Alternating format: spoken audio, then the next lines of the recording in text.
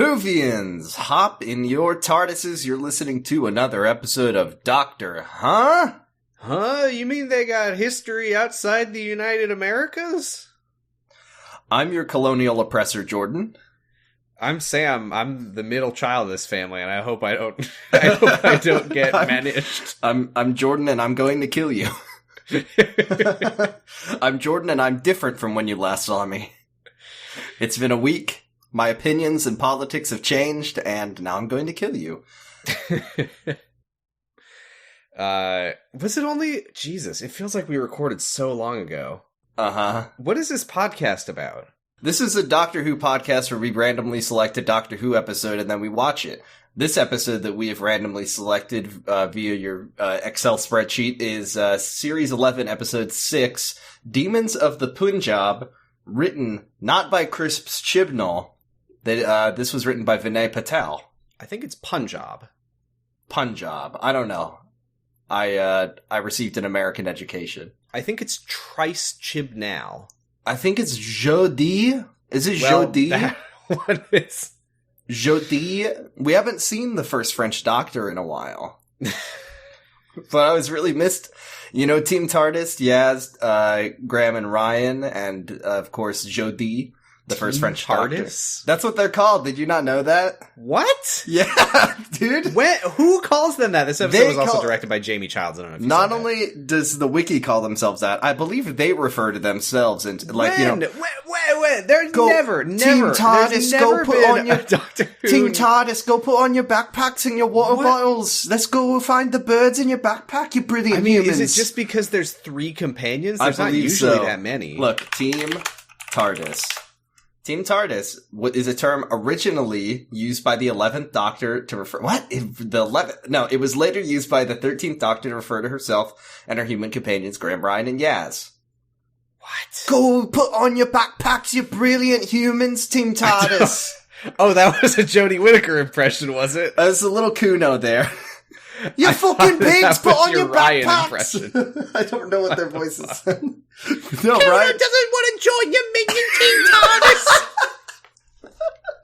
You kick Kuno like the football! Sorry. Jordan, this is Series 11, Episode 6, Demons of the Punjab. What did you think of it? It was not fucking minging. It was actually really good. I really liked it. I don't know what minging means, so I don't know if this episode was minging, but it was good. It was really good. I don't know where this is on the scale of minging, but it was good on the what's scale on the of other good. end? Yeah, what end of the scale is minging on, and then what is on the opposite end? Nobody knows. I only know that the kid who says the lemonade is minging afterwards just shatters the bottle on the ground. So I have to assume that could be from being so energized by a delicious beverage. It was so good that he never wanted anyone else to get to taste it. But this is a good episode, which I feel like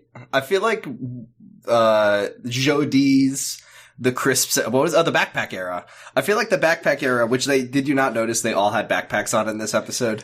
I really am starting to wonder if there has ever been a backpack on Doctor Who besides in Praxeus. And in Ranskorav Kolos, they had big camping backpacks. They had like khaki, sturdy backpacks and water bottles. Every time you say another episode has backpacks in it, I start to doubt whether any episode has ever had a backpack in it. Right? I don't know if they have backpacks in the UK.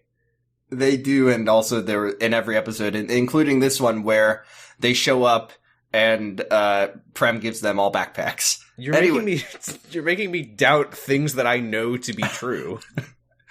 I'm gaslighting you on our podcast? Yes, I am. I love doing that. This is a good episode. I liked it. And I enjoyed it. And, what I was gonna say is the backpack era episodes are usually like kind of painfully mid, but when they're good, they're really good. They're good. When they're good, that's not really true. There have been some episodes that I was like, no, this was a great episode. I think that my favorite episode is absolutely Day of the Doctor. That I don't expect to change anytime soon, but this is maybe second place. Oh, we watched. I'm biased because we watched Doctor Dances, and that one's like, oh, so good. That is a good one. It's definitely.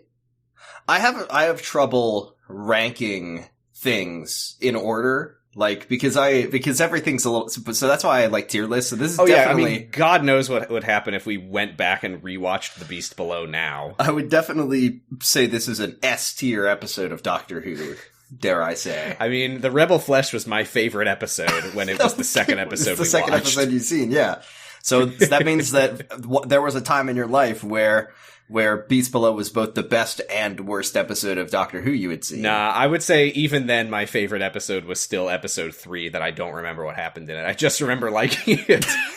Not a particularly funny episode of Doctor Who. And I'm really looking forward to doing yucks about the Partition of India, which I mean, look, I've been saying this. I think I said this on Sounds About Light. We've said this on Discord, probably said it on the podcast last week. American public school failed me. It's so unfortunate, but it's true. This is where I learned about the Partition of India. It is also where I learned about the Partition of India. I'm sorry. So, they don't teach us about it. Patel. Yeah, thanks. Absolutely pathetic of my country. What was it? Oh yeah, before we start the episode, I just want to get this out of my system. I'm just saying this now. You can be mean to me about it, Sam. I'm just saying it now to get this out of my system. I'm going to kill you, Jordan. What were the Thijarians? The Thijarans? Thijarians, I think. Yeah, their purple stuff was the Grimace Shake. Okay, getting that out of the way. We're done with Yahoo! that. I love timely references. Yeah, I had to say it so I don't say it later. The purple stuff Jordan, all over the Holy Man. Did you know that on TikTok? The purple stuff on the guy was the Grimace Shake, and they died Jordan, from it. Did you know that on TikTok? I don't have TikTok. I don't know what that is. I don't have TikTok either. Did you know? No, I don't have Twitter anymore either. They said I couldn't use their website anymore. We're recording this the day that Twitter said that if you look at too many posts, they'll kill you. Do you want to know what I did this morning? Is I read that news, so I went to my computer, and I went on Twitter, and then I just held the page down key. Well, I wanted to ask about that because I saw you post that, and I also wanted to do it until they forbid me from looking at any more posts. But the posts, I'm curious if this was your experience, the posts were loading so slowly in general that I just got bored and stopped. No, mine were loading okay, and I found success by clicking back and forth between the For You tab and the normal tab. Normal website. But after I started doing that, for anyone listening to this 6 months from now, Twitter was a social media platform. It was kind of like, Blue Sky, the thing that went out of business a couple weeks ago? Remember when the website that, the defunct website everything.com that used to be called Twitter, the only homepage you can have X. It doesn't even have a fucking .com. This is where I handle my X and you go to X. This is where I handle my finance. This is where I handle my healthcare. I go on. It says I can only make one deposit every 3 months because I'm not a verified user, and I log on and my doctor tells me that my ape was stolen and I'm no longer a stakeholder at the doctor's office, so I can't get care. He said that he invested in me dying to a disease that he didn't tell me I had because they speculate on the lives of their patients. That's so fucked, but I will say Jordan Deadcoin is going to the moon and I do have a lot of money in it.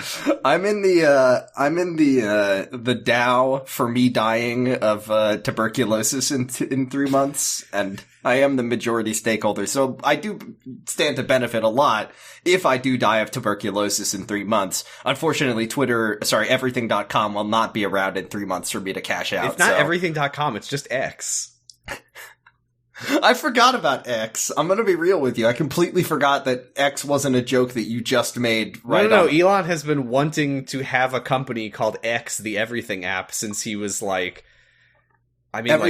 or so? Ever since he took that tumble down the stairs and he hit his head 4 times and he woke up and he said X.com at the Everything app. Anyway, do you want to talk about the partitioning of India? Oh, yeah. So it's Yaz's grandma's birthday in the present day. This is our first time meeting Yaz's grandma, but we have heard about her before. Yeah, it's kind of funny because the Backpack era is a very grandma heavy. It's kind of the Nan era of the Doctor Who universe. Can we call it that instead? No, Backpack era already stuck. I hate it. It didn't stick. I've never accepted that name. You're the only one who calls it that. Let me just go on our Discord and let me just stop Backpack era and see if I'm the only person. who... You find hundreds of posts from people saying, I will never call it the backpack era. Ironicus called it backpack era, and then... Damn it, Ironicus! And then I really like, a couple other people saying backpack era, and then I do like, friend of the show, Morg, who said, I gotta catch up and figure out why it's called the backpack era. Morg, you won't! Don't think that you will. It won't happen. They had a backpack in 2 episodes. There were 2 episodes with backpacks in them. But there's definitely more coming, believe me. Anyway, backpack oh my God, era... This is the new Good Ricky is just around the corner. It's the backpack era, a.k.a... They're gonna put on a backpack, man, I swear! Backpack era, a.k.a. the granddad era. It's kind of a grampy era. It's kind of a grampy era, but unfortunately backpacks are more prevalent than grandparents on this show. There's literally a grandpa in every episode. I love that grandpa so much. He was such a weird presence in this episode because his entire character was like, I'm sorry I'm English, but he never apologized. Well, he didn't say sorry. I thought he was I literally thought there was a scene where I thought that he was going to apologize to Pren for being British. That would have been so weird. Why would that have happened? He apologized for being the racist bus driver. So, Yaz's grandma, she's a little bit grumpy on her birthday. She tells the kids... we knew Yaz had a sister, right? Yeah, the sister was in talk about her Once sister. Upon a Time. Oh, yeah, she was. They played Call of Weeping Angels together. Right, they played Weeping Angels, the video game, together. But, so Yaz's grandma's, like, talking about her cool backstory. She was the first woman to get married in Pakistan. She was the first Muslim woman to work in a textile mill in South Yorkshire. I love all the qualifiers. She also complains about the cake they bought her. She says it sucks. She's very nice like, I lived all these years to be given a store-bought birthday cake. I like when she gives away to... These are all of her grandkids, right? Or is this her... Like, if I remember correctly, I think Yaz's parents are here. Yeah, her dad is just like watching TV in the background. He's a dad. What do you want from him? He's watching. I don't know. He's watching. What does our dad watch? He watches soccer. He watches cricket. He watches. What's it called? Billiards, snooker. I don't know. I don't know what that guy's watching on K-pop videos. Anyways, Rick and Morty. I do like when Yaz's grandma gives, I think Yaz's mom, all of her sexts. She says, "Here's the letters that your your dad wrote me when he was away. Don't read the ones where he's like sexting me." I thought that she gave those to Yaz's sister, but I don't know. Probably. It doesn't matter. The important thing is that Yaz receives a broken watch. And we've seen this watch before. It was at the end of Legend of the Sea Devils. Did we really? She tells Good Yaz, memory. Yaz's dad, in a very dad moment, is like, you need someone to fix that? And Yaz is like, oh, maybe, but the grandma's like, don't. No. Never did you like, fix by the that way, watch. Shout out to Yaz's awesome grandma, who's like, Yaz, my favorite grandchild. Does she say that? Yes! Very cool. But so Yaz then goes to the TARDIS. Ryan and Graham are here, and she says, "Doctor, I want to know what's up with this watch. My grandma wouldn't tell me. Can you take me back in time to meet my young grandma?" And the doctor flashes back to Amy Pond sitting next to her dead dad, and how cool that was. And she says, "Yeah, she was like, things can get a little messy when you do time travel involving family members, and yeah, just the thinking about all the times that she watched Peter die. Is that his name, Peter? Yeah, I think that's right. And also the fact that aliens almost destroyed the entire world because of the paradox. But yeah." And then she says, well, why don't you just stick that watch into the telepathic navigation circuit, which I think is a thing that's come up before. Yeah, maybe. The point of this, though, is that in order for the plot to work, I mean, it doesn't really matter, but it's just to surprise them about when and where they end up, which, what else is new? Uh-huh. But, yeah, because Yaz is like, I think that my grandma lived in Pakistan in the 50s, so that's probably when this is going to take us to. Yeah. So they pop the watch in, and they get out, and then they're... You good? You need your inhaler? Huh? I'm just making the TARDIS noise. I don't think that's what the TARDIS sounds like. I think the TARDIS... The TARDIS sounds more like that than this is the backpack era. They get out and they're in like a picturesque countryside, and then Of Spain. Yeah, I was wondering where they were filming this. I knew it wasn't. I mean, it's a very pretty environment of Spain. And then I to be fair, I'm not surprised they didn't fly them all out to Pakistan for this. That would be quite an excursion. When they could just film in Spain. And they had to bring a real double-decker bus with them that got damaged. Oh my god, I forgot they did that. It cost millions. Anyway, they get out. And Ram says, "Where are we?" And then Ryan says, "And more importantly, when are we?" For once, though, this is a genuine question because they don't know exactly when or where they ended up. They just know that this is near where the watch was. And then all of a sudden, the doctor gets like angry brain disease. She gets like brain scream telepathic and goes, "Ouch, my head." We don't really see what she sees except that it's like some monster-looking aliens. Now, Sam, there's a man in a carriage. I see you wrote carriage, and I really like that you used the word carriage instead of like a horse-drawn buggy or a cart, because a carriage evokes like it's got a roof and some doors. Does it? I don't know. I feel like a horse-drawn carriage could be a lot of things. I suppose so, but he's not a covered wagon, I'll tell you that much. He's a man in a Conestoga wagon and a cowboy hat pulls up. And sees, I feel like the TARDIS has like some kind of circuit that just says makes people accept what they see or something. Cause he sees one Pakistani woman and then 3 British people. Well, they're all British, but one of them. Well, I'm surprised he wasn't freaking out. He's like, it's a Pakistani woman. They don't exist yet. Yeah. They're all speaking perfect Punjabi. And that's very confusing for him, but he just rolls with it. And then one of them says, "We're family," and I guess the bigger surprise is not there are British people speaking Punjabi, it's there are British people speaking Punjabi well. They're like, "We're here looking for Umbreen. We are either family or family friends, depending on which of us you ask." Which... I mean, fair enough. I think it's clear to see that all 4 of these people are not related. And he says, "Okay, this seems normal. I'll take you to see the woman who we'll find out is my soon-to-be wife. Let's all go." And then they hop in, and then we see a sadhu or a holy man saying, "You fucking zoomers with your horse-drawn buggies." That's why they're called zoomers, because they're always zooming around on their horse-drawn wagons. He's like, "I love walking, you fucking lazy kids with your horses. Try walking when you're hauling your cargo. Okay, see you later at your wedding. Goodbye." Yeah, the guy that they met is named Prem. And we are going to find out that he is engaged to Umbreen, Yaz's grandma. Which Yaz is a little confused by. This is not the guy from my grandma's old pictures of her and my grandpa. But we do see that he is wearing the watch intact, by the way. So we do catch a little glimpse of a spooky figure. I don't think we get a really good look at it, but it's the same one from the Doctor's brain ouch visions. And it's watching the sadhu from above and saying, "I'm the villain of this episode. I am the demon of the Punjab."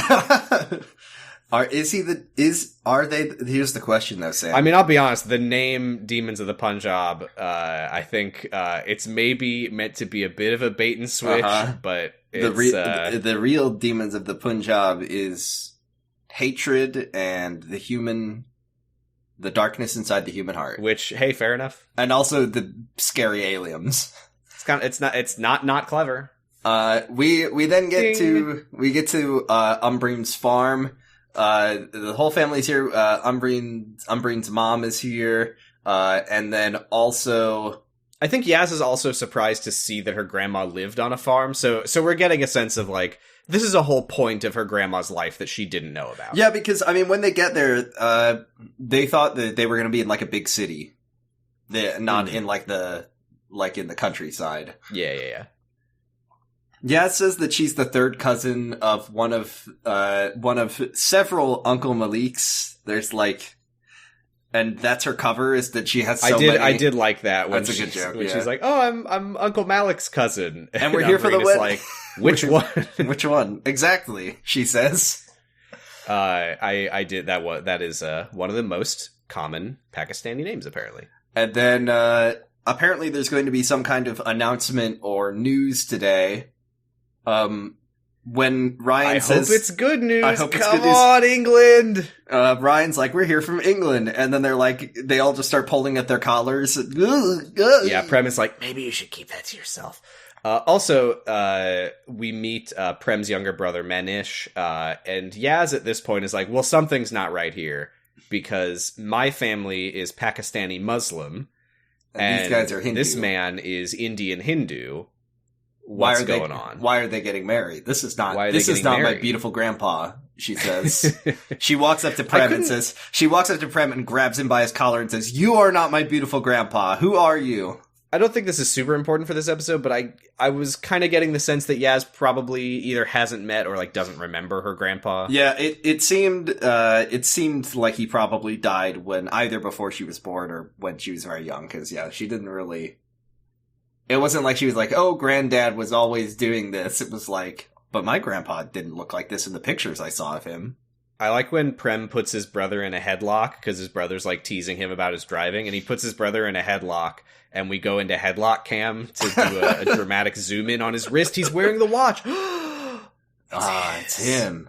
Which, I mean, that makes sense then, that the TARDIS brought them to where the place where the watch was. Makes sense. Ding, ding, ding, ding, ding. Plot makes sense. Understood. I appreciate Manish. I won't say this many times in this episode, but I appreciate Manish because he found a way to like be on the internet before the internet exists. Because he's like he's talking about leaks and sources. Yeah, he's like he's like, oh, there's an announcement. I already know what it is. I've got inside information. He is not from 1947. He is fucking on the boards. Like he's on qmap.pub when he says, like, there's a government insider who has given me pictures of the maps. Holy shit, dude. So anyway, the news, everyone else goes into the house, but he's like, I don't need to hear the announcement. I already know. Hello. Oh, we didn't mention that the doctor, before they left, the doctor was like, 1 hour and then we leave. And now Graham is like, that was a pretty long cart ride, so the hour is pretty much up. And Yaz is like, no. And then they go inside and it's like, hello, this is the English. We have drawn a new line on your map.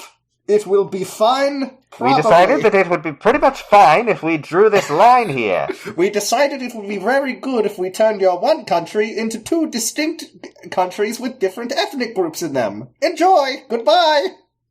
Colonel Battlebonger. What the fuck was his name? It was like, oh yeah, this fucking guy. It was like a Mount Battlemont or something. I looked this guy's name up. His name is madness. Mountbatten. So the Mountbatten family is a British dynasty. They're descended from the Battenbergs, apparently. Yeah, they're descended from the Battenbergs.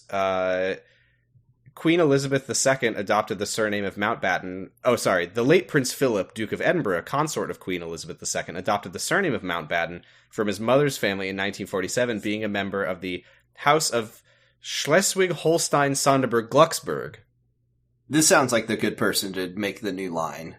Yeah, when someone has 4 hyphenated last names from different political dynasties, I mean, that's not the guy. I can't find the specific guy, but that's fine. Fuck that guy.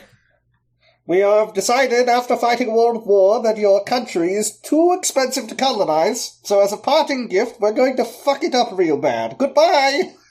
We thought about it for 14 minutes and decided it would be fine. So yeah, the doctor realizes it is August 1947, and they have arrived right at the moment where India is partitioned into India and Pakistan. Which, I didn't know this as a person who received an American education, was a very bad time to live in India / Pakistan. Yes. And a lot of people died from it. Maybe some of our listeners didn't know. Like 2 million people died as a result of this. Well, apparently. Hey, you know what, Jordan? We might be the undignified Americans learning about the partition of India from Doctor Who. Mm-hmm. But there might be even less dignified Americans learning about it from Doctor Who. Oh god, that sucks. If you're learning about the Partition of India from us right now, please turn this episode off. Turn this episode off. Watch Demons of the Punjab. No! Like, read a book or read an article or, I don't know. Not this or Doctor Who, please. Don't make our same mistake. Learn about... I actually did know about this. I was reading it in a BuzzFeed listicle of worst things that ever happened politically. I was watching Rick and Morty, and they were doing an episode about the Partition of India. Yeah, I was on BuzzFeed reading about the top 15 bad times in the world. I was listening to my favorite true crime podcast, and they were talking just offhandedly about the partitioning of India. Yeah, did you know that things have happened outside of America? I didn't actually know that. Nuts. Can I tell a story? I told this in our Discord, but the only thing I remember clearly about the history of India or anything relating to it. Actually, no. We learned about the what was it, the Sepoy Rebellion. And then I know that before he was like a big deal guy, Gandhi worked as a barrister in when London. Gandhi showed up on the scene and said, "I'm the big deal guy now." He says, "I'm the big deal guy in civilization," but I knew that because my history teacher said that he worked as a barista in England, which is so fucking funny. And also, thank you, Mr. Walker. Yeah, I'll never forget that. Now I'll never forget it. Now I will always remember that Gandhi was a barista. No. Wait, which thing was wrong? Anyway. Yeah. So the younger brother, Manish, he goes out to the exact place where the border is, because he says, and I can't stress this enough, he says, the maps leaked weeks ago. I got them from my sources. And I don't know how long people have been using that term, but it didn't feel like it fit here. Yeah, and he is joyously hammering a marker into the ground. He's so happy to celebrate the new border, which whenever someone is celebrating a new border, usually that means that something has gone wrong. The only person who should be doing that is a bookstore enthusiast in like the early 2000s. Hey-o! Oh, because, bookstore enthusiasts love big chain bookstores. Hell yeah. I'm so glad that now my town has one border. Border, you get one. I did hear, actually, that bookstore enthusiasts these days are really psyched for Barnes & Noble because they have become the little guy against Amazon. Go Queen. Go Barnes & Noble. Fuck yeah. So the Doctor and friends run over and... Excuse me, what are they called, Sam? Can you... Team Tardis. Thank you. They say, what Backpack the heck? Boys. So Manish tells Umbrine's family, great news, now you get to be in Pakistan with the other Muslims. You should be happy. I like mass displacement of people. Prem is like, wait, but people lived here forever just fine. Why? No. The Doctor gets another ouch brain, and they see the demon alien things standing nearby. And the Doctor scans them with the screwdriver, which we love, and they disappear. Where'd they go? And then they run into the forest, they chase them, and they find the demons standing. The Sadhu is slumped against a tree. He's dead. What did they do? And he's got purple all over him. And he's covered in purple, and the demons say, stay back. But Prem is here with his gun, and he shoots at them, and they disappear. In your notes, you fell for the trick. You fell for the subtitles trick because you wrote that it was a shotgun because it said shotgun blast. It did say shotgun very, blast. Very he fired a clearly shotgun blast out of his rifle. Out of his bolt action rifle. He fired a loud shotgun blast from his crossbow. He used his finger guns and shotgunned them. So they're like, what the heck? Why would they kill him? Prem says, I don't know. He was here to bless our marriage. He was the only sadhu who would marry a Hindu and a Muslim. He says his name was Bhakti, and it's a real shame. R.I.P. R.I.P. Bhakti. They're gonna go like, someone says they need to lay him to rest, but I think the Doctor's like, we need to go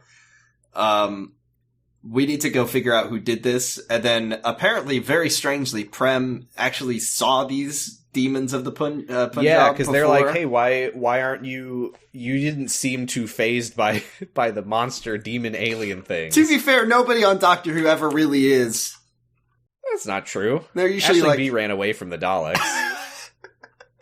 Although I think she did think it was some kind of kiosk at first. She said she tried to give it. She thought it was a fast pass for the storage unit that she works at. God damn it! Why does my boss always install new kiosks? I trust you remember that episode since you did watch it 5 times. Yeah. Also, she didn't have a boss. It was her. She owned the place. Anyway, I don't know why she was like, "Who installed this thing?" Which is a weird question. Well, wasn't there like a funny man there named like Barry or something? It was Jeff. Jeff was the guy who was always out. Fucking Jeff. Anyway, so, oh yeah, the doctor is like, why weren't you like freaking out at the monsters? And he's like, I seen them before during World War II. I've seen them before, and yeah, he's got a little World War II flashback, but we don't see what he sees. And yeah, she notices. Speaking the purple of which, dust. by the way, while I'm just exposing my disgusting American education, he said that he served in World War II, which I believe it. I believe people in India fought in the British Army. He said they were fighting in Singapore. Who was in Singapore in World War II? I didn't know that. I don't know. The war was all over the place. You'll find. Who were they fighting? Probably the fucking Japanese. I would guess. I didn't know this happened. I mean, I didn't know either, but I can guess that they were probably fighting the war enemies who were near there. I'm just gonna find out there was like a secret third faction. It was Germany 2. Brought to you by Singapore. Germany 2, the wacky Weimar. God. Sorry. Anyways. Too much Nazis on this podcast lately. We need to get a Nazi-free episode, I say, and then at the end of the episode we roll the fucking Dalek in World War II. Let's finish off Hitler. Let's really kill Hitler this time. Oops. Okay, so they notice the purple dust on the Sadhu, and Prem says, "Don't tell anyone about this. Things are already tense. Let's just take him back and lay him to rest." But the doctor does classic doctor things and says, "I'm detecting accordion waves. There's a dormant octonic engine nearby, and strange energy readings and such." This part was nuts, because Ryan is like, "Oh, I see, you want to go hunt down the aliens," and the doctor is like, "That's right, gold star." And then she remembers, and I assume this is a callback. She's like, "I forgot I was going to give you all points." Oh my god. She was doing companion awards. She was doing the companion awards, but we beat her and to she it. is the doctor, so she probably does remember Leela and has the Leela cross and such. Does she she's probably got tons of medals in the TARDIS. She has the one that she was going to give to the singing man before he did the war crime. She also knows companions and characters that we don't, so she can give out like the Susan trophy. I know that the doctor like remembers everything, and she's like, "Oh, I remember when I did this." But if you like, hey, remember Leela? There's no fucking way Joe D is like, "Oh yes, my idiot friend Leela." She doesn't remember Leela.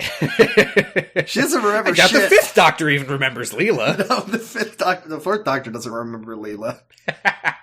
He did one time try to leave her behind on Titan. She literally had to be like, "Doctor, wait, I'm not in the TARDIS, you fucking asshole." Here's something weird that I learned. I learned, and I assume that this doesn't count modern companions, since they changed the way that they do the show from serials to episodes and all that, but I learned which companion had the most episodes. Who was it? By like 70 or so episodes, far and away the most. It was fucking Jamie from the 2nd Doctor. Excuse me? Which is so weird, because like most of the 2nd Doctor's serials, I'm pretty sure, are destroyed. That's why they were trying to erase Jamie's legacy as an op against Jamie. I mean, like, I thought he was fine in the one serial that we watched with him, but I was like, nothing about that suggested that this was the longest running companion. Clara's the impossible girl. Clara. I said Claire. Clara's the impossible girl, but you missed the serials wherein Jamie is traveling through the Doctor's time stream. The eternal guy. The eternal guy. He's so important, but we'll never know why, because they taped over all of those serials They're all gone. They taped over that.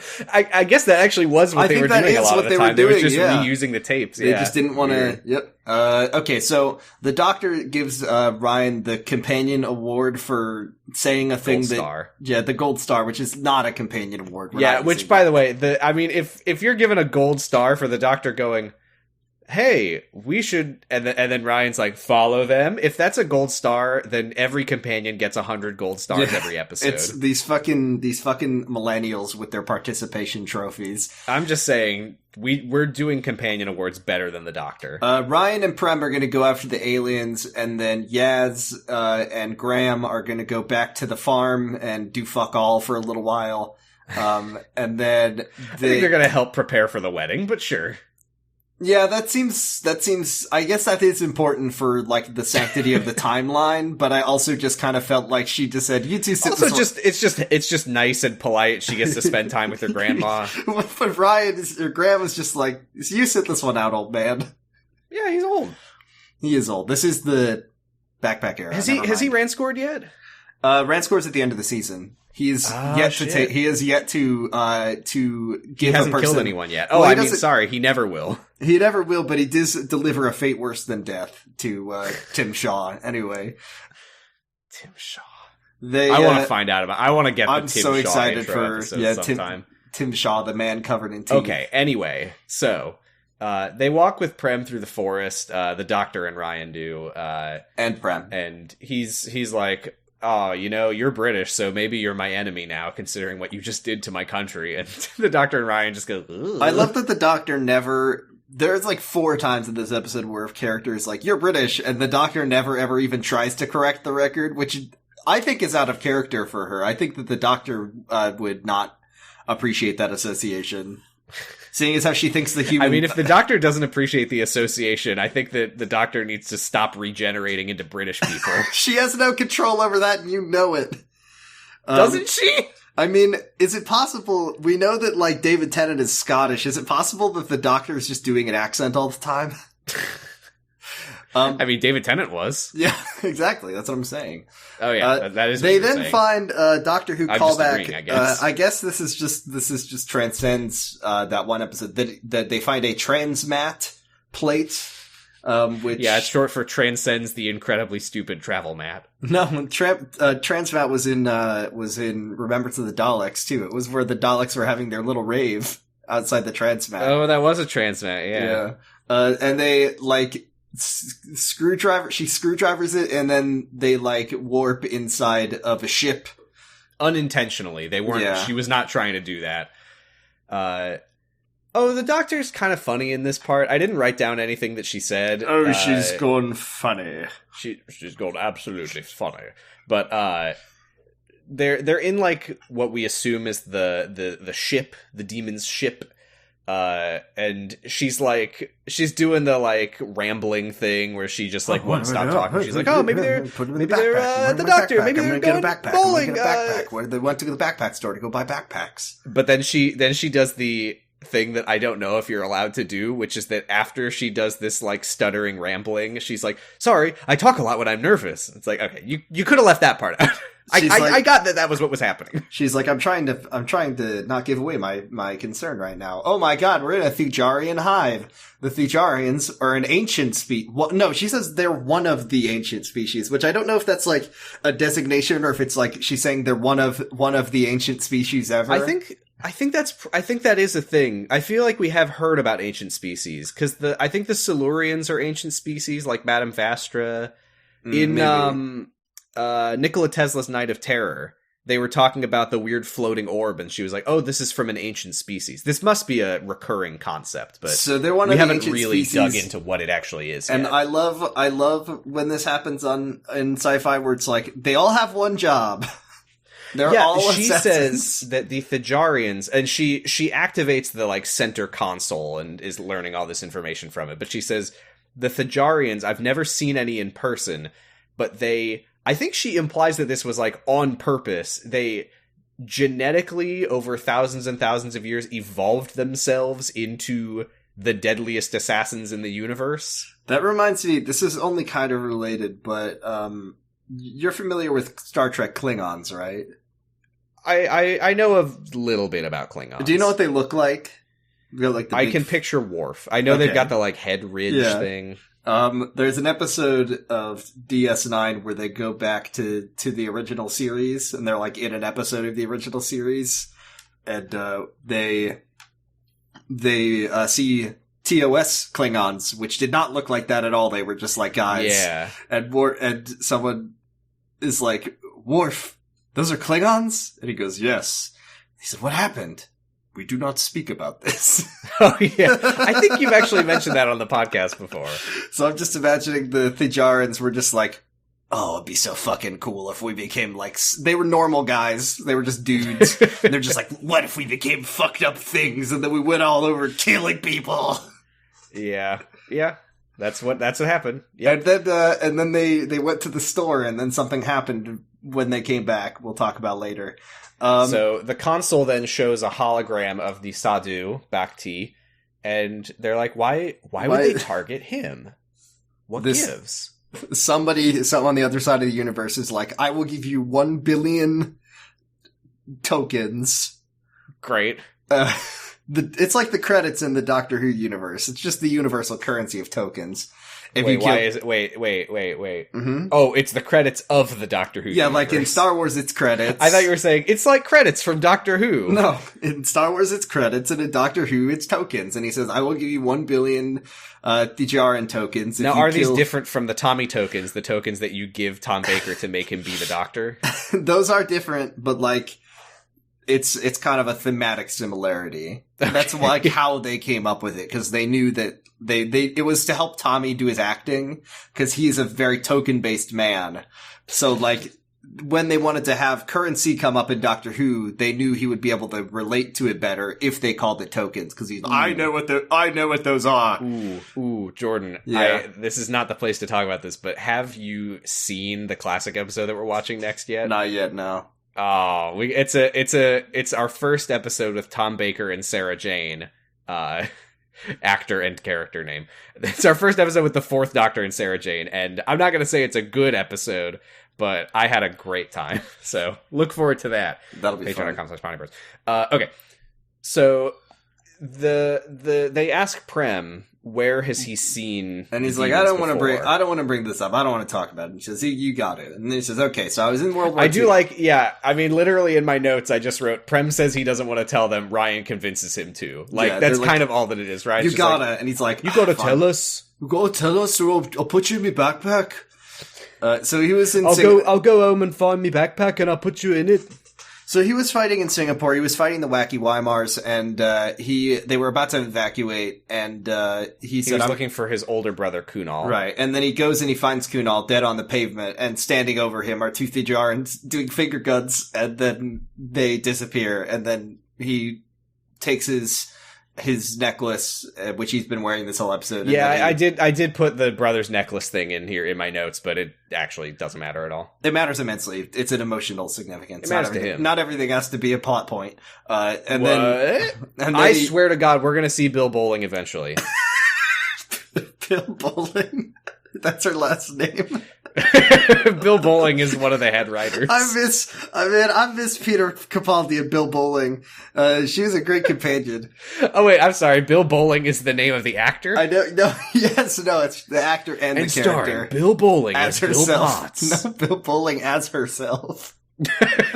See, I'm gonna continue with Donna's Gambit during Witch Doctor, but I also want to see more Bill Bowling episodes, so I can figure out Donna's Gambit, which is just you wanting to see Donna. It's Donna's Gambit is what is the Gambit? It's that I'm betting on David Tennant episodes, even though there's like 1,000 of them, just in the slim chance that I get a Donna. Then what is the Gambit? The Gambit is that sometimes I'm wrong. The Gambit is saying you want it. The Gambit is I'm taking a risk, which is if I'm wrong, nothing happens to me. So the Doctor tells them, she's like, I'll protect you from the Thijarians, but Prem says, I don't trust you. She then says, I'm going to take the purple. Yes, because the console pops out a tank of purple. And the doctor immediately grabs it without thinking, and the alarm starts going off. This is fucker's folly to me. I'm sorry. Why did she do that? I do love it. I love that the doctor grabs the tank and the alarm goes off, and she's like, "Oh, whoops! I probably should have thought about that before I did it." The Thajarians are here, and they're like, "You have desecrated our hive." And I did like when she says, when you talk, can you not do the head ouch thing because it really hurts?" And right. then, I guess they're like doing telepathic projection or something when they could, and we will find out later. They can just talk. But they have funny voices, so they choose not to. I don't remember their voices. Were their voices funny? No, they just I think they talk in unison, and one of them has a male voice and one of them has a female voice. And my god, this is just like the ones from Once Upon a Time, whatever those fuckers were called. Oh god, Azure, my Dancer is Scourge. Oh, I think it was Azure and Scourge. Holy shit, how do we remember that? They karate chopped a fucking guy full of a million other guys. Whatcha! I just killed 100 million people. Whatcha! I just killed 200 million people. What is so fucking stupid? There's $1 billion trillion on the way. And I just killed all billion trillion of them. I need those Blu-rays so bad. So the doctor, suffering from a huge case of fucker's folly, takes the purple and then just says, "Why did I do this?" and then leaves. And then they have a chase scene in a forest where they're teleporting all over the place because they have the transmat locks, I think they're called. Yes, they have what are called T-mat locks. No, what they have transmat locks, which basically means they have set up a barrier around the forest. So when Ryan and Prem run through it, they just get like warped, I think, back to the hive, I'm pretty sure. Yeah. The doctor then just she just starts grabbing them. She just says, "What if I take it off the tree? It is my choice." It's very simple to disarm this very obvious glowing blue shape. So she summons back Ryan and Prem. They draws all a run in different pentagram directions. in blood on the ground and summons them. Nice. We then cut back to sacrament. We cut back to Umbreen and her mom's farm. Manish is saying, that Sadhu taught me all my scriptures. I'm very different than I once was, he says. I'm so fucked up about this. I can't wait to start killing people over it. Umbreen just straight up says, Umbreen's mom, who I think we get her name once, but it's not in my notes here. So it's Umbreen's mom. In fact, I probably shouldn't even bother saying it if we only hear it once. But Umbreen's mom says that Manish's family is obviously cursed, which she doesn't appreciate because his brother is marrying her daughter. So right. She says that a lot this episode. She's like, "You guys are cursed. This whole wedding sucks. I fucking hate this. I fucking hate you." But then Umbreen and Prem say, "But we can combine our new traditions. This wedding shall be blursed." The Sadhu is coming to blurse our wedding. What happened? Oh yeah, because Umbreen's like, he was the only guy that would do. He was this the only guy interfaith who would wedding. marry them. Yeah. So what are we gonna do? And then Yaz this is like, surprised me. I know that Yaz is having a moment here, but the fact that Yaz is just like, you probably shouldn't get married then. I was like, Yaz! And Prem is like, she's like, "Prem is the only certain thing in my life right now in this times of uncertainty. We had a big drought, now the partition's happening, and I just love Prem so much, even though, our future grandchildren that we definitely are gonna have together, if they could travel back in time and meet us, see us now. If they could see us now, they would understand our love." Yaz goes out, Yaz leaves at some point, and then Graham goes outside, and she's upset that her grandma lied to her, and Graham is like, "Yeah, but that's not your grandma.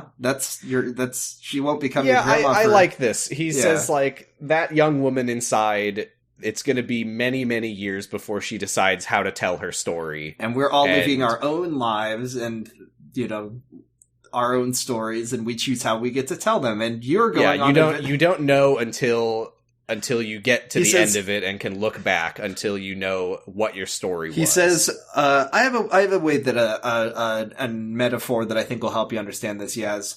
A very clever young woman told it to me one time. There's a souffle. Shut up. And then there's a recipe for the souffle.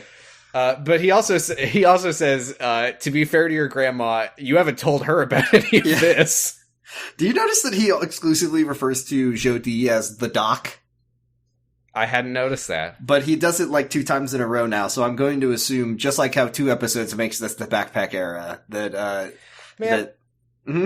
It's a shame that the 13th Doctor era is, like, pretty hit or miss, because I really like this cast. I like them a lot. That's the thing, is like, but that's kind of how I feel about Doctor Who as a whole, is that, like, the cast is almost always good, even if the writing is bad. And one thing I really like about our podcast That's format... true. I don't think there's ever been anyone on this show that I've been like, what are they doing here? Except in terms of, that is a British person trying to sound not British. I mean, Clara can be a little annoying sometimes, though I do mostly think she's alright now. Anyway, but my point was that I like our podcast because watching all of these episodes back to back would be a slog, I think. Watching all the backpack era in a row, or watching all the annoying Oh yeah, era I mean, in a row. we went through that when we got like 13th Doctor episodes. But now in a row. we kind of get to enjoy it just because, like, oh, I haven't seen these guys in a while, and even if the episode sucks, it's like, hey, it's our friends Graham. I'm sure that's what we'll be saying when we get another episode from Flux. Well, they're not in they're not in Flux. That's Yaz and Dan the man, and we'll be fucking delighted to see him, whether or not he's a dog man holding an axe. So, Prem and Ryan return to the farm. The Doctor catches up right after They're them. yelling. They're like, we're yelling. Ah! Go. She warns everyone to hide in the barn, and she sets up the transmat locks on the ground to make a barrier. And then they she get says, into the barn. The Thajarians show up, and they say, "You are disrupting our work." And the Doctor we're doing activates something. the barrier and warps them away. I'm trying to do a thing here, Doctor. What are you doing? She does mention, though, this barrier is temporary. She says it'll maybe last 12 to 18 hours. I love when the Doctor's wrong. Yeah, I'm pretty sure it lasts maybe like 45 minutes. It lasts under an hour. And then she says, you guys need to get married, like, right the fuck now, because we might be killed by aliens in a second. Yeah, so Umbreen and Prem are like, hell yeah, let's do it, let's get married. The Doctor then puts her sonic screwdriver into the fucker's folly, just all over the place in this episode, where she says, maybe if I put the sonic screwdriver, dunk it in the purple, it will be good. I like that, though. I like that she's very impulsive. Fair enough. And then she's like, well, that's not going to work. I need to analyze this goo that I took. And then I think it, like, breaks the sonic screwdriver. Yeah, it breaks the sonic screwdriver about goddamn time. I hope it never comes back. I hope that all the Doctor Who writers breathe a sigh of relief. Is it a sigh of relief for the writers, or is it a sigh of relief for the viewers? Because I think for the writers, their job just became a whole lot harder.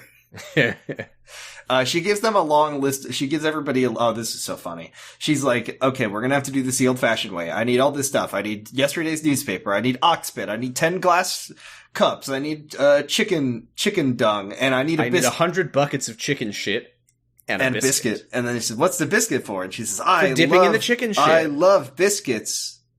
Oh, I need waffles. Likey biscuit. I need 100 waffles, 100 tacos, 100. Wait, I'm not doing the I think you should leave bit. It's just like all the it's so random. I need pancakes and waffles and pizza and tacos and cheese. I mean, that just sounds like a good dinner to me. So we skip ahead once they've gathered up the stuff. Graham is complaining about the experience of getting spit from an ox. No one's complaining about getting shit from chickens. So you just pick it up with your hands. I do it all the time. And then, for fun, cause I love picking up chicken shit. Which chickens? And my chickens. You have chickens? Now I do. In this fantasy. Can I eat one? No. I like the idea that I'm like, I have these pets, and you say, can I kill and eat one of your pets? Even though my mouth is watering. I'm offended about you saying this about a pet that I don't even actually have. What the fuck, I'm hungry. I think the listeners could literally probably hear my stomach growling. This is such an epic moment where someone asks what the Doctor is doing, and she says, I'm doing science! IFL. Yeah, literally the dialogue. What is it? Science. What was the episode? Oh, it was the Tesla's episode that was just, I freaking love science. So, the barn door opens, and yeah, she's made like a doohickey that's gonna, investigate the purple. I mean, it just kind of looks like she's got some like glassware set up. Just in some the end, bubbling the glassware. doohickey and the purple will just be explained by the Thajarians anyway, so this doesn't really matter, but she is doohickying. We do also, speaking of the Thajarians, see them go back to their ship and type in turn off locks. Yeah, they just click their clicker and the barrier turns off. Great job, Doctor. Umbreen says, all right, all the women are going to come in with me and Mom. We're about to have the worst. We're about to have the worst bachelor party of your fucking life. You're going to have the worst fucking time you've ever had, Prem. Have fun. She also does point at the science and say that it better be gone by tomorrow, which I did like. Yeah.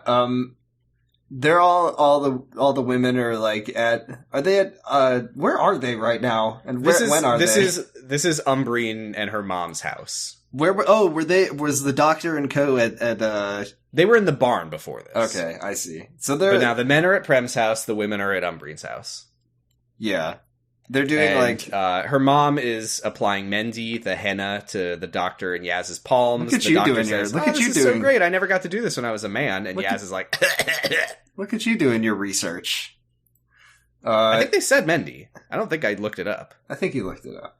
And then she says, what did she say? Something funny here that's like trying to smooth over the worst way possible. Because Yaz is like, oh, you and your jokes, Doctor. And the Doctor, she says, oh, right. My references to body and gender regeneration are all in jest. I'm such a comedian.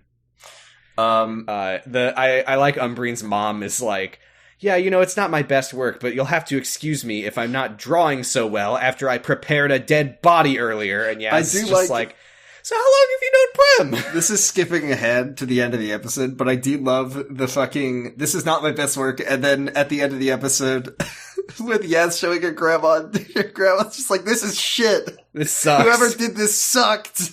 It's your wedding. This looks like it was done by someone who just prepared a body. So Yaz asks Umbreen how long she's known Prem. We learn that they grew up together. They are neighbors on the farm. She was like waiting for him, hoping that he'd survive she's like, the war. I'm so glad he's finally back from the war. We've always wanted to get married. The mom, though, is like, it's not too late for you to find a good Muslim man. There's nobody. They start to argue. She's like, there's nobody even around. Nobody respectable in this community would marry you they just anyway. kind of forget about that argument, and I think Umbreen is like, oh, we don't need. I mean, she doesn't say it this callously, but we don't need the Sadhu anymore. The Doctor is the captain of the TARDIS, and as we all know, captains can officiate weddings. They don't use that logic, but they should have. I'm the captain of a spaceship, she says. She says, I haven't officiated a wedding since Einstein's. I hate when if there's one consistent personality trait about all the Doctors, is that they are all fucking intolerable name droppers. I haven't officiated a wedding since I was at my best friend the Ice Warrior's wedding. That was such a beautiful wedding. They blew up a planet. That's how they Jewish people, they step on a wine glass.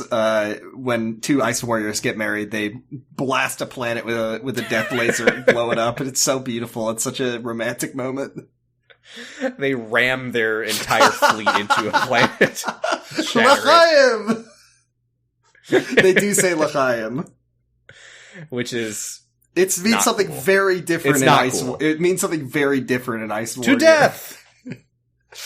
I mean, we did know that Krasko, Krungo did have a daughter. And they I do have no memory of that from the episode Rosa. What I'm talking about. What was that episode called? Rosa? No, the Ice Warrior. Krusco. What was the Ice Warrior episode called? Seeds of Death? No. Or the submarine? The submarine. What was that episode called? Cold War. Cold War. Yeah, he says, when I had my beautiful wedding that you were there, that Doctor. I thought you were talking about Krasko, the time-traveling racist from Rosa. I'm talking Jordan, the lore of this podcast is getting so twisted. Krungo, the Ice Warrior, the nude Ice Warrior. I think it was like Skaldak or something. I think it was Skaldak. That's pretty good. That's pretty good. Hey, Steven, that was pretty good. No, I was talking about your ability to remember people's names. Oh. We're just assuming. We don't even know if that's right. Anyway, we then get to the literally I will the take worst, my brain award for remembering something, maybe. the worst bachelor party of all time, which is, okay, it's Prem, It's the grimmest poker game.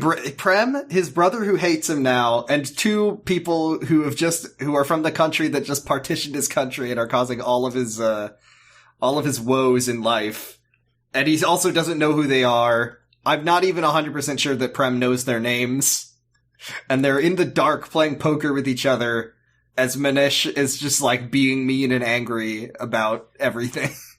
Yeah, I like when Prem, speaking of this guy being a time traveler who's on 4chan or whatever, Prem is like, Manish, your mind has been corrupted by the men you listen to on the radio. I thought about the same fucking thing. This dude's listening to like he's listening to fucking InfoWars. Yeah, he's like listening to Rush Limbaugh or Glenn Beck, whichever one is still alive. Not Rush Limbaugh. Jesus wanted him for his birthday party. Oh well. But yeah, he's like tuning into the radio and listening to Glenn Beck every day.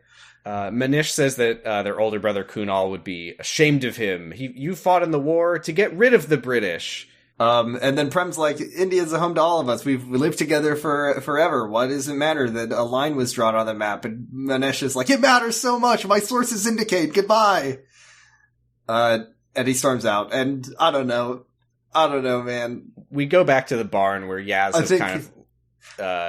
that's right. They're in the barn looking at science. That's right. Hindsight is 2020. I don't think that they should have invited... I think he should have uninvited Manish from the wedding.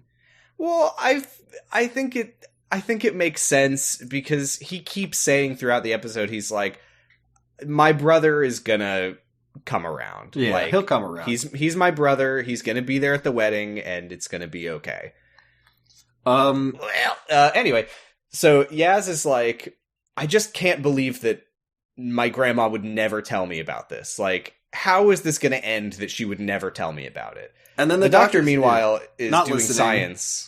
And she looks at the purple and says, this is the thickest purple of my life. I've never seen purple this thick before. I hope nobody, like, grabs me right now. And then the Thajarans are like, you rang? And then they teleport her away. And then they say, we're here to explain, everything. She says, who are you here to kill? And you said, they say, we are not assassins. And she says, don't lie to me. And they say, please, we have changed. We are no longer assassins. We are witnesses. They were out doing assassin work. They went to the store and went out to work. And they came back and their entire planet had been destroyed by a meteor. And then they Did we learn how it was destroyed? We see a hologram of like a big thing crashing into it and the planet explodes. And then these are the two last living Thajarians. They have a quick huddle and cry with the doctor who can relate. I did like, by the way, when they put the purple out and they do like this little like salute thing and the doctor, like, I mean, a true ice warrior. She also just like instinctively mimics their salute, like without thinking. She's like, oh god, okay, I gotta show respect now. Which is fair. They are talking about mourning their entire planet, so. Yes, I really like this twist with the Thajarians. They're not going around killing people. When they came back to their planet, it was completely wiped out. They gathered up as much as they could, which is what the purple is. That's why the doctor is like, this has like a little bit of everything in it. It is literally lots of DNA. Dust of their planet and their ancestors and everything. And they say, we weren't there to be with our people when they died. And we've killed so many people that now we've sort of made it our mission to travel the world looking for anyone whose deaths will go unacknowledged and unmourned, to bear witness to those alone, to bear pain, and to honor life as and also passes. To make any passersby make it look like we did it. Well, it's not their fault that that's what they look like, but And actually, wait, according to the lore of the show, it kind of actually is their fault that they look... It's their fault, it's their ancestors' fault. We need to look scarier. But yeah, so they explain that the reason they came here, and this is true, like, depending on who you ask, somewhere between, like, 200,000 or 2 million people died as a result of the partition. A lot of them died, like, in the migration. A lot of them were, like, killed in riots, like... So the idea is they came here because this is a time in human history where a lot of deaths are gonna go unacknowledged. I was unclear... Are the Thajarans time travelers, or do they just exist in the space and time of 1947? That is a good question. And they just, like, picked it up on their sensors. They don't really address because it. they I think have foreknowledge of this. they have foreknowledge. Yeah. So, I don't know. Maybe that might just be them being very smart at death. their computer program indicated. Yeah, we learned that Bhakti wasn't their target. They were standing over him to mourn his death in the woods. Once again, that it's not their fault. They were standing over Kunal. It's not their fault that they're so scary. But it is their ancestors' fault that they're so scary. And the doctor says, "What's next?" And they show her a hologram of Prem. No, Prem, we just got to know you. You're so nice. He's cool. But also, we kind of know from the beginning of the episode that this guy. I don't know. Maybe they just broke up. the episode. It's just not working out. Nothing sad happens. But then they're like, "Okay, we're gonna go migrate to Pakistan." And then he's like, "Wait, but what about my secret second family?" And she's like, "Excuse me." It's like Death Stranding. What is it? The chiral artist and the junk junk dealer, man? Where he's just like, junk dealer. I realized that marriage is not all it's yeah, you like go all the way out of your way to like carry this woman in a fucking bag through like nightmare hell territory, and then she gets there and you get an email like 2 days later that's like, it just didn't work out. I went ahead and I walked home. That's not what happens, but he does send an email about how he regrets having a wife. No, she does. You do get an email. I think they have a fight, but I think eventually they get. No, they don't. The end of it is that she emails you and says, "I crept home through the BT territory. It was scary, but I got through it okay." I don't remember that. That is how that storyline really ends. Funny. And then if you go back to the chiral artist studio, the hologram has both of them, her and her mom. They're living together again for the rest of the game. Holy shit. Kojima. The junk dealer's an asshole. It was obvious from the minute you met him. I hate my wife. He literally sends you an email that's like, I hate my wife. I wish that marriage I hate my wife. Sucks. Why did you bring her here? Why did you carry her all the way to me? This sucks. Yeah, fuck that guy. Anyway, that's what happens with Prem, except he's like, my second wife, my beautiful wife that I love more than you. She has to come with us too. And she's like, excuse me? Anyway. That's not what happens. He's gonna die soon. Sorry, I got lost in the... My joke was that at the end of the episode, where they're like, okay, I want you to go with your mom and cross the border. I'll meet you there with my other family that I have to go get. That's the only joke. It's just that he has a secret second family that he didn't tell her which about. is not true. But what if it was? It'd be so funny. So much pretty messed up. Pretty fucked up, yeah. I like this where she like pleads with the Thajarians to give Prem another day, and they're like, that doesn't work like that. That is not what's happening. Don't ask how we know this. You seem to have misunderstood our story. We won't explain how we know that he's gonna die. That would be hard, but... we can't give him another day. We have nothing to do with it. Mm-hmm. Although, arguably, they kind of do, because maybe if they weren't here, things wouldn't necessarily be quite as tense? Nah. No, I don't think so. Nah. I think you get the sense that the doctor's involvement had no bearing on the outcome of this episode. Which is kind of interesting. I feel like that doesn't happen very often. Mm-hmm. So anyway, she asks what happened to the Sadhu, and they agree to show her. And then we cut straight to the barn. She comes back. She says, I know everything that's going to happen. The Thajarians explained it to me. They're not here to kill him, but they are here to honor Prem when he dies today. Uh-oh. And Yaz realizes this is probably why my grandma never talked about him. Yeah, we have to go, speedrun the wedding, because he got murdered right after their wedding. Yeah. Whoops. So she says, they all agree, we can't leave now. We have to stay here and, make sure that Umbreen is going to be okay. But they can't tell anyone what they know, obviously. So they're gonna go through the wedding. I think it's the next day. There's talk about mobs coming through. There's riots, and also we find out that if you go outside, there's sounds of encroaching violence and gunshots and getting closer and closer. Yeah, very scary. But they're getting ready for the wedding. Ryan and Graham are helping Prem get ready because Manish has just disappeared, but Prem is like, he'll be back. He's my baby brother. And, you know, he says, like, this is such a messed up situation. Like, Hindu, Muslim, Sikh all have lived together here in peace. This has been India where we've all lived all our lives. But now hatred is coming from all sides. And Graham says, yeah, well, sometimes all you can really do is strive to be a good man. And he gives Prem a hug and says, I can tell that you're a good man, Prem. And then he says, he gets a little choked up. That was it's a very emotional sad scene. I did, when he gave Prem the hug, I wanted Prem to say, who are you again? Who are you? What's your name? Man, who are you? Get out of here, redcoat.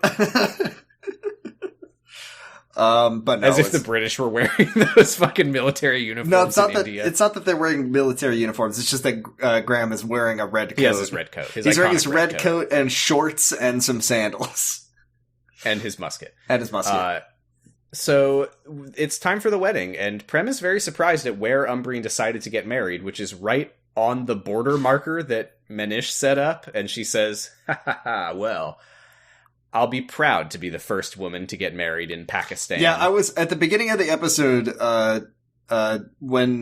when she says, like, I was the first woman married in Pakistan, I was like, is there more to that statement, or are you just ending it there? Like, the first woman married in Pakistan to something? No. But also we have no qualified, like, we don't know if this is true. It's just the thing she says. Very grandma behavior to me. Yeah, I mean, I don't know how many people were probably like, oh no, the country just got carved into two pieces. Let's get married.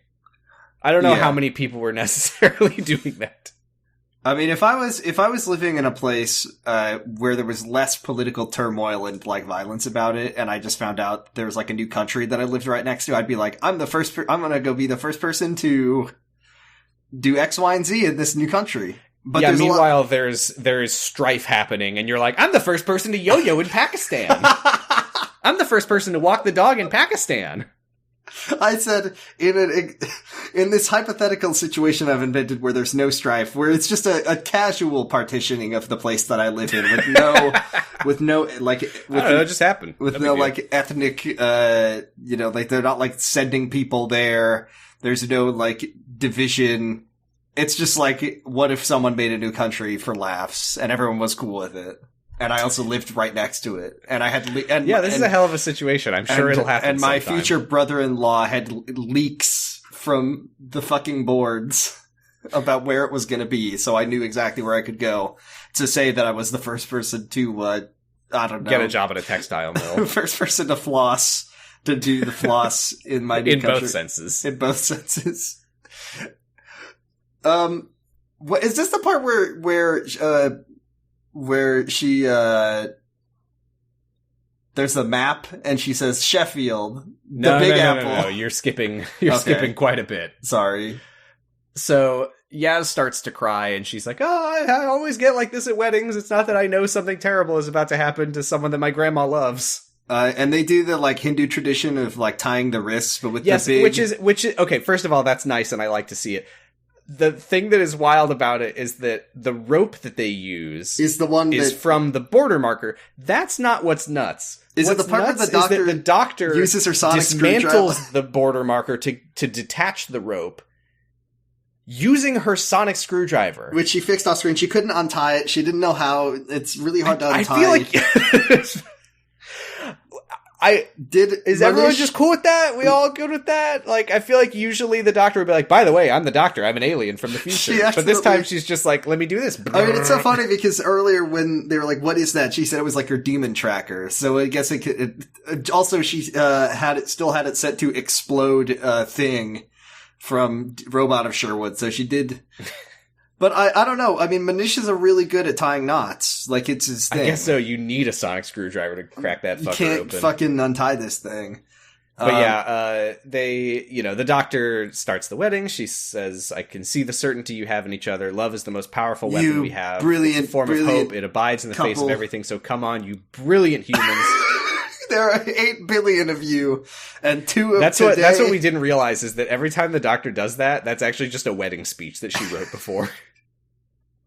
By the way, you know what's really funny is that we're not in the annoying era, aka the Tumblr era, because there was a clever count of 0 this episode.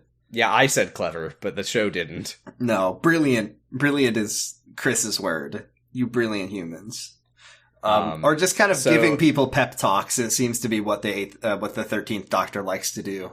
I do think that the Doctor, just like in general, really like gets a thrill out of people realizing that they're an alien, because all the Doctors before have done this, and now the Doctor does it here, where it's like, okay, so nobody knows yet, you've managed to make it this far, then you use the sonic screwdriver like it's normal, and then she goes, and right now you two are the strongest people on the planet, maybe in the universe. Anyone thinking any flags going up in your head?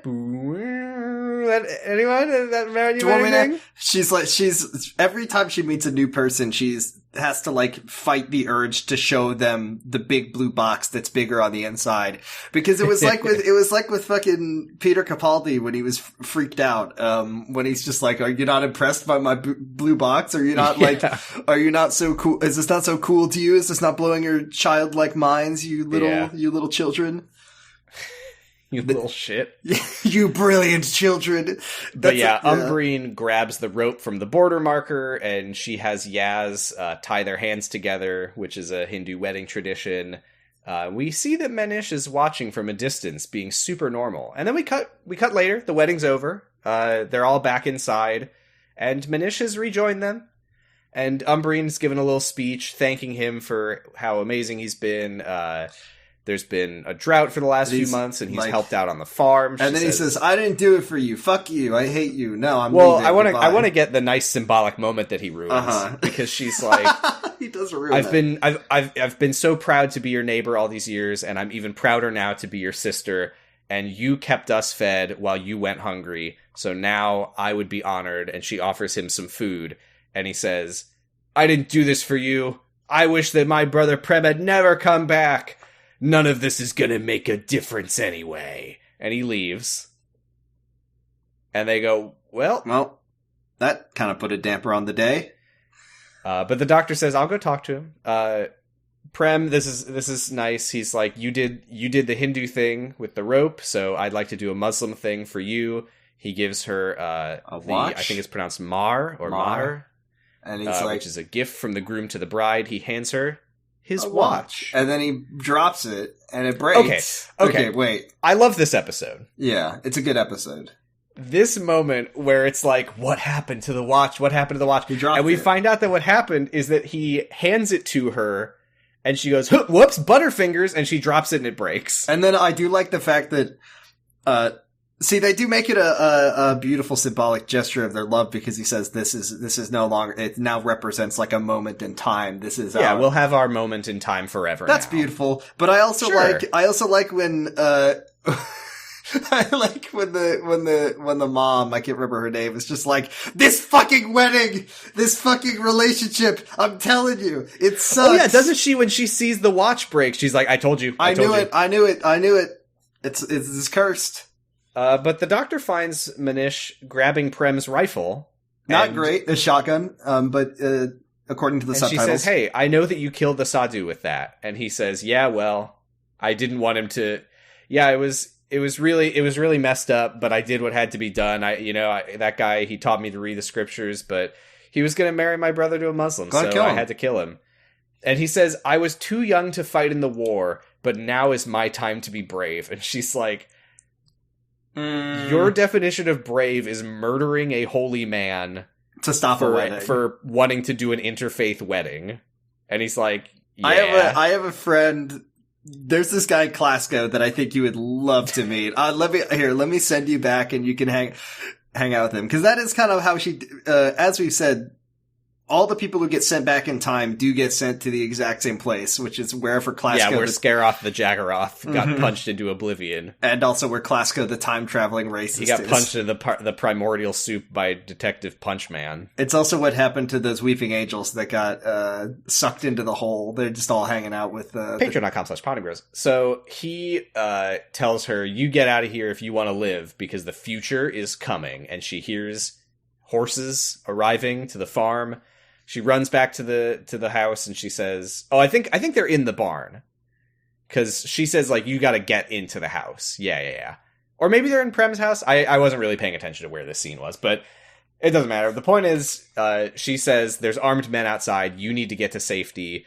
Manish killed the Sadhu. He brought them here.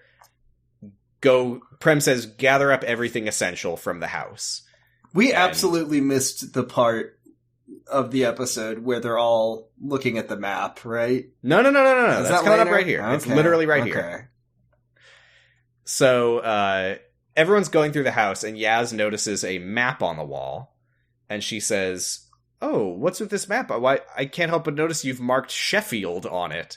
And Umbreen says, "Oh yeah, my dad, he brought that map home from the market one day, and I had said I was going to put my finger down at random and go wherever it landed, and Sheffield, doesn't that just sound so exotic? The Big Apple! Sheffield, the Big Apple." I like to imagine she puts her finger on Sheffield and then she just like nudges it over a little bit to somewhere else. Ooh, no. No offense. I've never been to Sheffield. I don't know anything about it. Maybe place. It's great. We saw it sounds very exotic. We saw what Umbreen's apartment looked like. It was very nice looking. She had a very nice apartment in Sheffield. Sure, and a store-bought birthday cake. Oh. Prem is like, so Prem's tells them, yeah, I'm gonna stay behind and talk some sense into my brother. You run north, head through the forest, and we'll meet back up. The doctor says, I'll back you up, Prem. And he says, "No, these are demons that I need to face. These are the demons of the Punjab." He says, "No, these are the demons from the episode title." And then the Thajarans like are in the distance, like, "Yes, thank you. Don't be mean to us. We didn't do it this time." and I, in my notes, apologize for all the times that I called them monsters. That's like every episode of Doctor Who, though, where it's just like, "We are not the true monsters," and then you're like, "The monsters." I just control F monsters and replace it with guys. So he goes out. And Manish is there with some other guys. Are all on horses and they have weapons. And the Team Tardis watch from a distance. You can call them Team Backpack if you want. No. I really like the name Team Tardis, I've decided. Did you like the part where they're watching Ryan takes a pair of binoculars out of his backpack and then he hands them to the doctor, and then we see the scene that you're about to describe? No, I hated that scene. It made me really angry. But anyway, Manish says, these men are here to check for people who don't belong. And Prem is like, "What the fuck are you talking about? This is where they've lived their whole lives. Why do they not belong here?" And he's like, "Well, there's a border now. Haha." He says there was nothing holy about that man that I killed. The men aim their guns at Prem, and Prem says, "Man, I remember you, horse guy. We fought together in Siam. And Manish is like, this is what you fought for, bro. This is what you fought for. You wanted this." And then the Thajarans are like, "Hey, remember us? We're here." Yeah, this is a very sweet, sad moment where the Thajarians appear in front of the doctor and friends, and they're like, "You don't have to watch this. We will watch it, and we'll honor him afterwards." And they turn and they walk away. They hear one of the guns fire, and the Thajarians, they go back to their ship and they pray for Prem, and his hologram is there on the console. They like sort of lift it up, and we see it go up with like hundreds of others on the ceiling. And they're back on the TARDIS, and Yaz says, "Oh, did my grandma get away?" And the doctor says, "Well, she definitely did, because you're alive, remember?" We then cut back to Yaz visiting her grandma and showing her henna, and the grandma's like, "This sucks. This sucks. This is so terrible design." Shit. But I like her grandma because she's like, "Oh, it's terrible, but at least you had a nice time. I hope you had fun at the wedding." Yeah. It's like, "Yeah, it was a nice wedding." Man, this part's sweet. I like this part. Yeah, Yaz is like, "Grandma, did you love Grandpa?" And she says, "Of course I did." "Are you happy how your life turned out?" She says, "Obviously. If I had never ended up here in Sheffield, it's not as exotic as I had always hoped, but I've got stability. I have a wonderful family. I've got a granddaughter who's way cooler than all my other granddaughters." Yeah, like your mom never would have met your dad if I wasn't here, and you and your sister wouldn't exist, and I'd be fine with the sister not existing, but you wouldn't exist. And yeah, she says, do you want to, I'll tell you about the watch if you want. And yeah, No, so it's okay. You Some can tell other me time. another time. I love you, Grandma. It's sweet. And they have a nice so little sweet. hug. Next time on Doctor Who, something's terribly wrong at Kerblam with special guest star Lee Mack. I think I'm so much happier that I usually just forget to watch the next time on. The nerve of them to like keep they had like a South Asian sort of music. I think it was sort of like a cover of the Doctor Yes, Who it was. theme. It was like a South Asian cover of the Doctor Who theme, which I thought was a little bit silly. And they but play okay. that over the next time on, much like they did when they were playing Rise Up, and then they're like, spiders are big! Just hearing that after that ending, and then Lee Mack is there, and he's like, the fulfillment center is under attack! In his classic Lee Mack voice. The end of this episode did make me tear up a little bit. It was like a... Yeah, me too. It's like Doctor Who has not made me cry, but this was the closest. This was do you know, actually, I can't remember if I can own and troll myself, that the first time, as far as I remember, the first time that a piece of media ever made me cry was the episode where David Tennant turns into a different funny British man. You have talked about that, I think. Although you haven't really gotten into what it was, and don't you dare, I'll kill you. But it's what he says, I can't believe that I was shot by Donna, Martha, and Rose all at the same time. Shut up. So yeah, this was a really good episode. I liked it. I'm gonna give it an A. I'm gonna give it an A+. I think on pretty much every level, it executed all of the stuff it was going for. I'm gonna give it an A+ only because I don't want to. I don't want to give it the lower score, so I'm going to also give it an A+ through peer pressure. You can give it an A. No, I have to, because otherwise people will think I hated it. It's like when if you give Tears of the Kingdom like a 9.5 out of 10, and then people say I'm going to fucking kill you. Scathing review, 9.5 out of 10.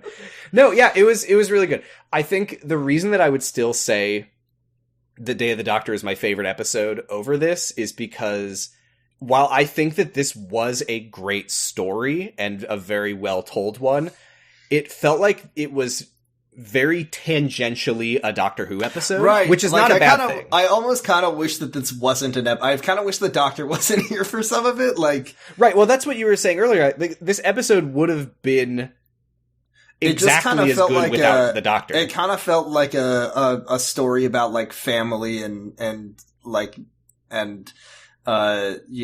divided communities and turmoil and, But at the same time, I do think that even if the Doctor and the companions, I mean, obviously the companions added a lot to it. The Doctor as the time-traveling Gallifreyan Time Lord, like, that I don't think really added too much. Like, the thing with the barrier and the sonic screwdriver and analyzing the whatever, like, none of that really had much of an impact. But I do think that the Thajarians, I thought that their story was cool. Yeah, I thought that was interesting. And I like when there's like 2 aliens left. Wish they did that on Doctor Who more. It didn't feel that much like a Doctor Who episode, but I don't mean that as a critique. I did like this episode a lot. It was a good one. Yeah, I think it's my second favorite so far. But now it's time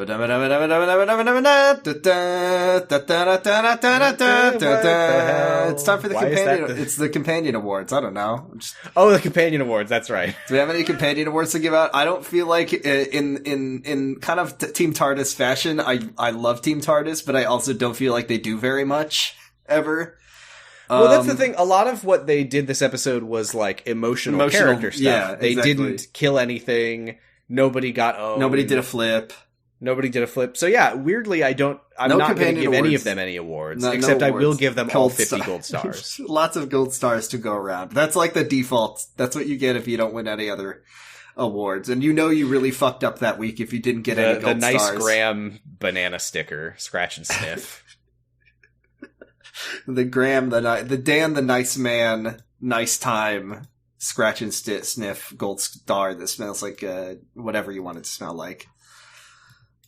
Okay. Yeah, not a lot in the way of companion awards this week, but I did think the companions were great. I feel like Ryan didn't have a ton to do. Yeah, It's tough with 3 companions. 3 is a lot. I think I can there's see a why reason they they don't pared. do that. Yeah, most they of the pared time. it down. I think it's just because when there's 3 of them, it's hard for them to all have meaningful things to do. But it does mean that you can do Praxius and have them all go around putting birds in the backpacks, Which was cool until it was shit. it was like 15 It was minutes. good until it It was sucked. like 10 minutes of a really cool episode. Sam, which Doctor? I'm still playing Donna's Gambit. I'm still in a Capaldi mood. I'd like to see Peter Capaldi You want and Bill? Bill bowling. You're going bowling. Bowling for All right. Bill. Hit band. And you're doing your classic Gambit. Here we go. My Donna's Gambit. It's a Capaldi. Mm? Series 9, Episode 6, The Woman Who Lived. That sounds like Harry Potter, and I don't like it. Let's see.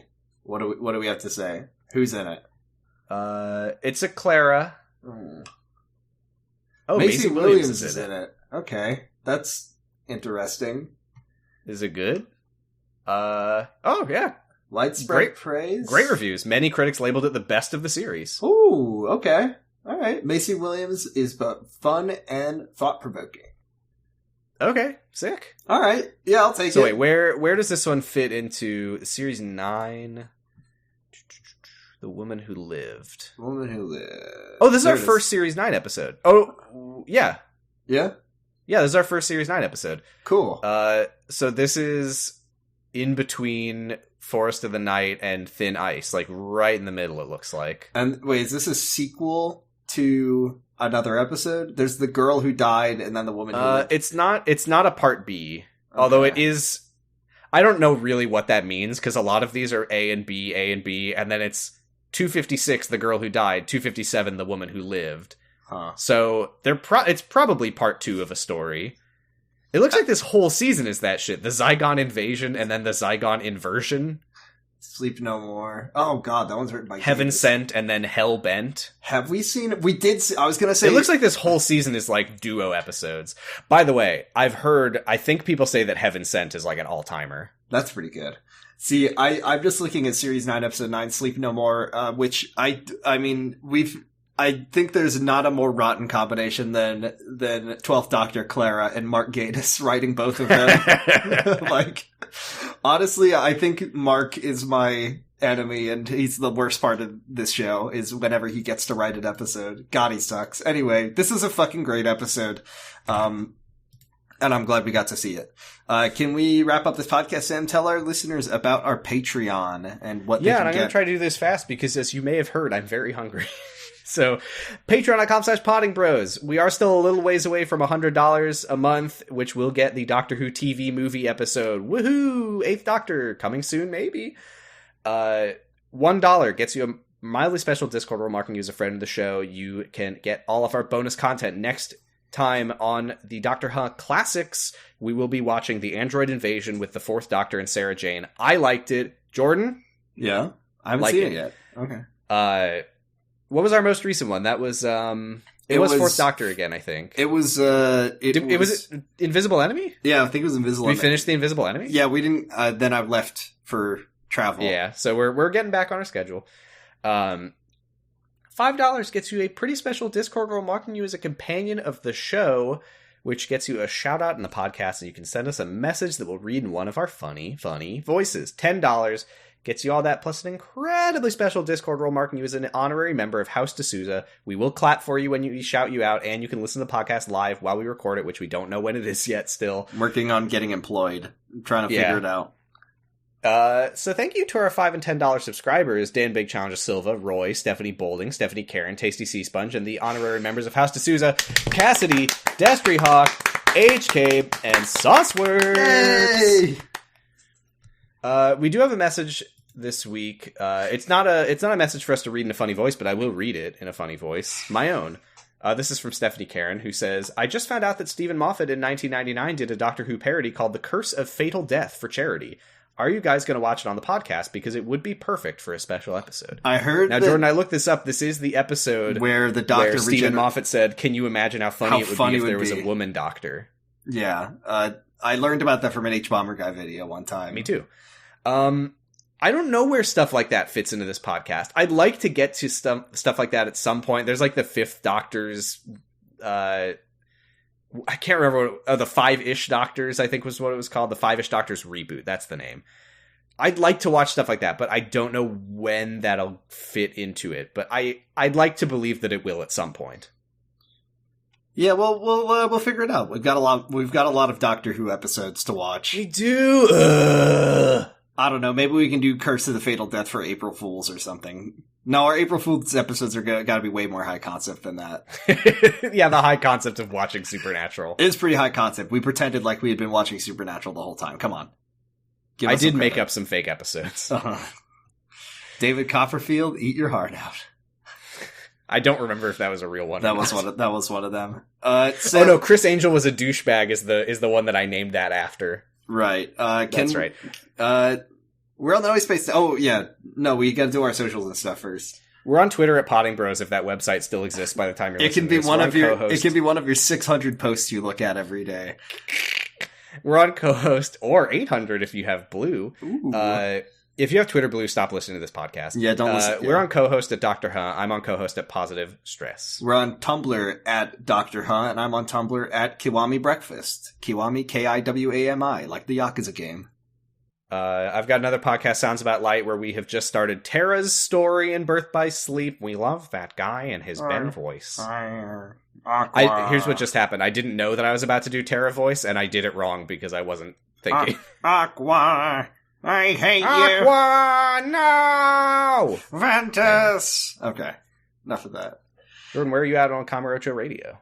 We are looking to find time to record our last episode of the Tanimura special chapters where a character last one we did was the chapter where the villain just walks you around the city and describes the plot of Yakuza 4 to you. Okay, I'm a Yakuza 4 fan. I loved that chapter. It was very different from the time it happened in Yakuza 3 because in this time they were walking instead of sitting in a chair. That made all the difference to you. Yakuza 3 Chapter 9, the plot. We're on noisepace.xyz. Lots of other shows. I know that Sounds About Light and Kamurocho Radio are both on Noisepace. Also check out Fear Baiting is back. I'm allowed to shout out 0 to 0 now that I'm not on it. I mean, I already was, but now I'm giving it this kind of shout out. Shout out to 0 to 0. Shout out to Pot of Greed, the true Pot of Greed podcast. Hashtag real Pot of Greed. Real Pot of Greed. Yeah, lots of great shows on Noisepace. Check them out. And now, Jordan, I'm going to give you a prayer. And then I'm going to go eat as soon as possible. This is like your doctor's hamotzi. That's right. May your life flow like a river. May your day smell like a rose.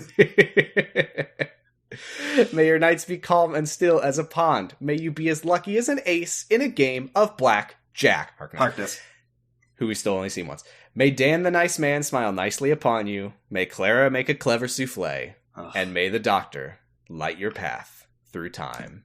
Excelsior! Doctor, bye! Doctor, bye!